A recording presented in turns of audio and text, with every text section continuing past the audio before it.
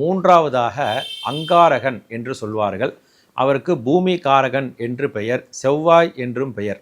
இந்த செவ்வாய் நம்ம ஜாதகத்திலே இருந்தால்தான், நல்ல ஒரு உச்சத்திலே இருந்தால்தான் நமக்கு சொந்த வீடு இருக்கும். அந்த சொந்த வீட்டில் நம்ம இருக்கணும் அப்படின்னாக்கா நம்ம ஜாதகத்தில் செவ்வாய் கிரகம் நீச்சமாகக்கூடாது.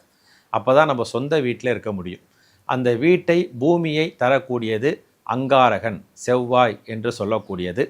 இந்த செவ்வாய்க்குரிய கோவில் நம்ம பார்த்தோம் அப்படின்னாக்க, அதே மாதிரி கும்பகோணத்து அருகில்தான் வைத்தீஸ்வரன் கோவில் அப்படின்னு சொல்லக்கூடிய இடம்.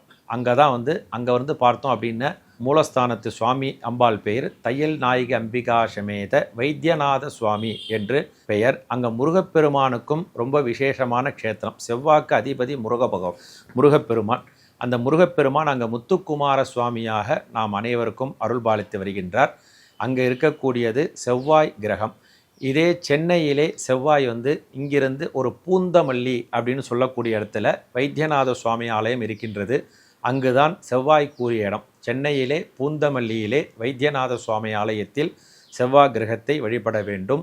நம்ம ஜாதகத்தில் நமக்கு சொந்த வீட்டில் நாம் இருக்க வேண்டும், நாம் சொந்த பூமி வாங்க வேண்டும் அப்படின்னா அந்த செவ்வாயோட அனுக்கிரகம் நமக்கு இருக்க வேண்டும். அந்த செவ்வாய்க்குரிய கலர் சிகப்பு கலர்.